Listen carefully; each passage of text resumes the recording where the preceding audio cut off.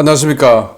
신규현 군사TV 디펜스 브리핑입니다. 자, 오늘도 아주 중요한 군사 무기 관련 소식 전해드리겠습니다. 오늘 아침에 국방TV 시큐리티 뉴스를 통해서 전해드린 바가 있는데요.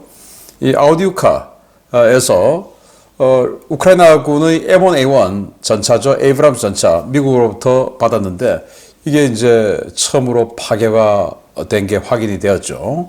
그래서 31대 받은 M1 전차가 이제 30대가 된 상황인데, 자, 호주가 M1A1 전차를 가지고 있습니다. 그런데 M1A2 전차로 지금 교체 작업에 들어갔어요. 새로 계약을 했죠. 그래서 밀려 나오는 그 M1A1 전차를 우크라이나 주는 것을 지금 우크라이나와 미국, 호주가 협상에 들어갔는데 될 것 같습니다. 자, 그러면 이 M1 전차로 거의 여단급 전력이 구축되는데 어떤 내용인지 보도록 하겠습니다. 자, 5가지 단신 먼저 보겠습니다. 러시아 장병들 사이에서 험비 공포증이 확산되고 있다. 험비의 방탄 성능에 충격을 받고 있다. 라는 소식에서부터 보잉이 인도네시아가 F-15EX 전투기 도입 계약하는 거 확신하고 있다. 라고 이야기했다는 말레이시아 군사 전문 매체의 보도까지 보도록 하겠습니다. 첫 번째입니다. 우크라이나군에 대량으로 공급된 미국제 장갑 험비가 러시아 장병들에게 공포의 대상이 되고 있다는 소식입니다. 소총으로 근접 사격을 가하면 파괴할 수 있다는 러시아 당국의 주장과 달리 지근 거리에서 총탄을 쏟아부어도 유리조차 관통되지 않은 실험 영상이 공개됐기 때문인데요. 러시아 당국이 영상 확산을 막고 있지만 별 효과가 없는 모양입니다. 최근 미국에서 대량의 70mm 하이드라 로켓을 공급받은 우크라이나가 하인드 공격 헬기에 하이드라 로켓 발사를 위한 M761 19연장 로켓 포드를 장착하고 운용 중인 사실이 확인되었습니다. 기존 주력 로켓이었던 S5 로켓보다 사거리가 2배에 달하는 하이드라 로켓 전력화로 우크라이나 헬기들의 생존성과 화력이 크게 향상될 전망입니다. 덴마크가 해군기지 안에서 어처구니 없는 실수로 주력 전투함 2척이 파손되는 손실을 입었다는 소식입니다. 엡실론급 호위함인 엡실론함과 에스번스네어함이 항구에서 이동 중에 충돌해 선체가 파손되고 일부 승무원이 낙상으로 부상을 입는 사건이 발생했습니다. 2달 가까이 그리스 크레타 섬에서 휴식을 취한 미 해군의 바탄 상륙 전단이 출항했습니다. 홍해가 아니라 지중해에서 나토 연합훈련을 위해 이탈리아 방면으로 향했다는데 아무래도 미국은 현재 상황이 점점 더 악화되고 있는 중동 지역의 전력을 증강할 마음이 없는 모양입니다. 인도네시아가 미국 보잉과 F-15EX 전투기 24대 도입을 위한 협상을 계속 진행하고 있으며 보잉은 계약 체결을 확신하고 있다는 소식입니다. 보잉은 인도네시아가 요구하는 대출 성사를 위해 미국 내에서 다각도의 노력을 기울이고 있는데 도대체 인도네시아의 F-15EX가 왜 필요한지 모르겠습니다. 네, 여기 험비죠. 이게 이제 노획한 험비입니다. 러시아가 노획했어요. 그래서 여기 러시아 군이 AK-74 소총을 가지고 쏴봅니다. 마구마구 난사를 했어요. AK-74는 5.45mm죠.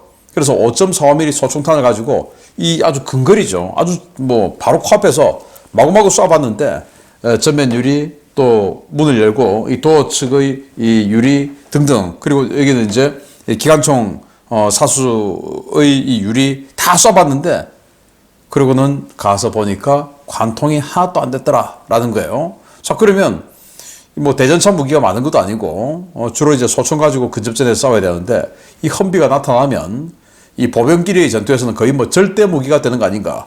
이 기관총 사수탑에 12.7mm 중기관총 장착하고 이렇게 험비가 나타나면 그냥 뭐 완전히 그냥 휩쓸어 버리는 이런 상황이 되겠죠. 이렇게 또 테스트까지 해봤으니까 그래서 러시아 군들이 야, 험비 이거 우크라이나군에 어마어마하게 많이 가 있고 지금 우크라이나군의 차량화에다는 대부분 험비로 구성되어 있는데 험비하고 엠랩으로 야, 이거 관통이 이렇게 안 되면 우리 어떡하냐 라는 공포에 휩싸이고 있다는데 야, 참 미국 제목이 대단합니다. 자, 또 여기 대단한 미국 제목이 우리 한국군도 많이 가지고 있는 70mm 로켓이죠. 우리 한국의 코브라 공격 헬기가 달고 있는 19연장 로켓포드, 바로 그게 70mm 하이드라 로켓인데, 자, 이걸 미국이 대량으로 공유해 줬습니다. 그런데 이게 사거리가 원래 이 러시아산, 소련산이었던 그 80mm 이런 것보다 그게 사거리가 2km에서 4km밖에 안 돼요. 그런데 미국제 이 70mm 로켓은 사거리가 8km입니다. 그래서 여러분들 개전 초에 많이 보셨지만 이 카모프 52 공격 헬기, 또 밀 28 공격 헬기 이런 것들이 와서 근접 지원해 줘야 되는데, 이 로켓을 사거리 내에 들어와서 쏘면 우크라이나군의 이 스팅어가 날아올까봐 접근하지 못하고 그냥 멀리서 곡사 사격을 하죠. 곡사 사격하고는 확 돌아가 버리는 이런 모습을 봤는데, 그래서 곡사 사격을 해서 날리니까 뭐 정확도도 떨어지고 위력도 떨어지고 맞지도 않고 이런 상황이 됐는데, 이제 우크라이나 군은 곡사 사격할 필요 없이 8km 사거리니까 러시아군의 멤페즈 보병 휴대용 지대공 미사일보다 사거리가 더 길죠. 그러니 정확하게 타격할 수 있다라는, 그것도 워낙 대량으로 받았으니까 앞으로 이 우크라이나군의 하인드 공격 헬기의 이 활약이 더욱 두드러지겠다라는 긍정적인 소식 전해드렸고요.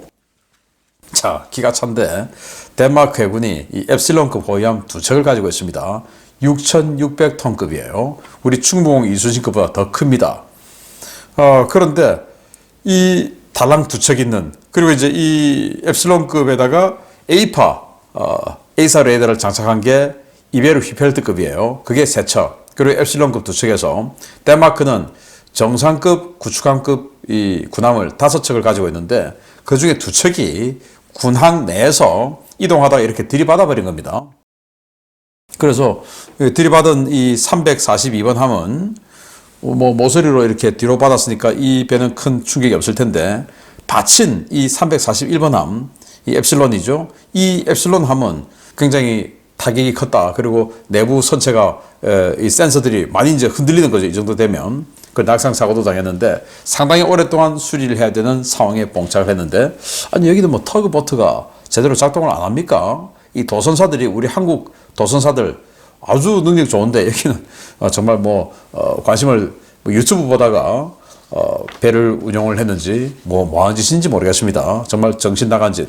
안 그래도 지금 이 홍해에서 방공수요 많은데 이런 식으로 해서 배 2척 상당 기간 날려버리면 어떡하라는 거냐 라는 생각이 드네요. 바이킹의 후예가 왜 이런지 모르겠습니다. 자, 바탄 상륙 전단인데 지금 이제 이렇게 크레타 섬에서 나오고 있는 모습이에요. 보시다시피 헬기 그리고 해리어 전투기 잔뜩 다 실려 있는데, 이게 나와서 다시 홍해로 가나, 해리어 전투기에서 이 7대의 드론을 요격해가지고 에이스 칭호도 받았다. 바로 그게 바로 이 배 아닙니까? 그런데 홍해로 다시 가서 해리어 전투기 가지고 방공작전 해줘야 되는데 그게 안 가고 지중해에서 러시아에 대한 무력 시위하러 지금 간다라는 겁니다. 자, 이런 거 보면 미국은 홍해에서 벌어지고 있는 이 전 세계적인 어떤 그 물동량에 대한 위협, 여기에 대응할 생각은 별로 없고 그냥 러시아만 계속 자극하고 이런 생각인 것 같다. 그래서 세계 경제, 세계 질서를 수호하는 것에는 별 관심이 없는 바이든 아닌가라는 생각이 한 번 더 드는데요. 무력 시위 빨리 하고 홍해로 가기를 바랍니다. 더 이해가 안 되는 곳이 바로 인도네시아죠. 인도네시아가 라팔 42대 샀고, 그리고는 F-15EX, 대형 타격기, 그리고 거의 미사일 캐리어, 앞으로 멈트까지도 할 수 있는 우리 KF-21하고 중복되는 그런 무기체계죠. 이걸 지금 24대 도입 협상을 하고 있는데, 대통령이 될 것으로 확실시되는 지금 국방장관 수비안토가 이걸 대단히 좋아한다고 합니다. KF-21은 별로 안 좋아한다고 해요. 애초에 KF-21을 사기치려고 들어온 것으로 저는 확신을 하기 때문에. 그런데 돈은 없고 차관을 받아서 이렇게 사야 되는데, 미국이 그렇게 아주 정부가 야 차관 좀 대줘 이렇게 한다고 되는 그런 시스템은 아니니까 보잉에서 어떻게 하든지 차관을 해줄 수 있는 은행을 지금 섭외를 하고 있다는 거예요. 그러나 보잉은 인도네시아가 F-15EX 24대 구매할 것을 확신한다 라고 하는 것을 디펜스 아시아 24가 보도를 했는데 말레이시아 매체예요. 자, 수비안토는 도대체 라팔 사고 또 F-15EX까지 사고 그러면 우리 KF-21은 어떻게 되냐? KF-21 50대 살 수 있겠습니까? 못 사는 거죠. 안 살려고 이거 사는 거 아니겠습니까? 그러면 우리 한국은 더 이상 인도네시아의 기술 절취당하기 전에 빨리 마음의 결정을 내려야 된다. 쫓아내야 되죠. 라는 생각이 듭니다. 자, 중요 소식 보겠습니다. 호주가 올해 말부터 단계적으로 퇴역시키는 M1A1 전차를 우크라이나에 공유하는 방안이 논의되고 있다는 소식입니다. 호주군 에이브람스는 별도의 오버홀이 필요하지 않고 수명도 많이 남아 있어서 성사만 되면 우크라이나의 여단급 에이브람스 전차 전력이 확보될 전망입니다. 호주는 지난 2002년 미 육군의 퇴역 M1A1 전차 중 일부를 M1A1 AIM 사양으로 개조하고 열화 우라늄 복합 장갑을 제거한 뒤 영국제 복합 장갑을 수입해 장착하는 방식으로 호주 독자 사양의 전차를 만들어 59대의 에이브람스를 도입한 바 있습니다. 해당 전력은 호주 육군 제1기갑사단과 제2보병사단에 각각 1개 대대씩 분산 배치되어 운용되어 왔는데요. 파병 전력이 없고 훈련도 그리 자주 하지 않아 각 차량의 수명이 상당히 남아있는 것으로 전해졌습니다. 호주는 지난 2022년 M1A2, SEP V3 전차 75대, M1150 공병 전차 29대, M1074 교량 전차 17대, M88A2 군한 전차 6대 등을 패키지로 구매하는 25억 달러 규모의 전차 구매 계약을 체결한 바 있는데요. 이에 따라 올해 말 초도 물량은 인수해 내년부터 일선에 배치할 예정입니다. 호주군 퇴역 전차를 우크라이나에 공유하는 방안은 최근 공화당의 강력한 반대로 우크라이나 군사지원 예산을 책정하지 못하고 있는 바이든 행정부에서도 돈 들이지 않고 우크라이나의 지상군을 강화시킬 수 있는 묘안으로 급부상하고 있는데요. 레거시 온의 전투기 공여 요청 때 한번 물을 먹었던 우크라이나가 호주의 에이브람스 공여를 이끌어낼 수 있을지 지켜봐야겠습니다. 네, 지금 호주가 올해 말부터 M1A2 전차를 이제 받게 됩니다. 그래서 야, 니들 그 받으면 이거 퇴역하니까 이걸 우리 줘. 물론 1년 후의 일이에요. 그런데 지금부터 다 준비해놔야 내년에도 전쟁을 이끌어갈 수 있는 거죠. 전쟁 언제 끝날지 모르니까. 그래서 호주가 레거시 1의 전투기죠. F-18CD형 그 전투기를 퇴역을 한 것을 그거 우리 줘 라고 했는데 그때는 이건 파장이 너무 크다. 완전히 그냥 현대화 개량 다 돼 있는 거 이거 주면 우크라이나군이 너무 세지고 러시아가 너무 불쾌해한다. 그리고 미국도 후속 군수지원하는데 비용이 너무 많이 든다. 뭐 이런 여러 가지 요인으로 인해 그건 이제 거부가 되었는데 이번에는 지금 아주 긍정적이라는 거예요. 바이든 행정부가 적극적으로 나서고 있다는 거예요. 왜냐? 지금 트럼프 후보가 대통령이 되면 뭐 우크라이나 지원 끝나는 거 아니겠습니까?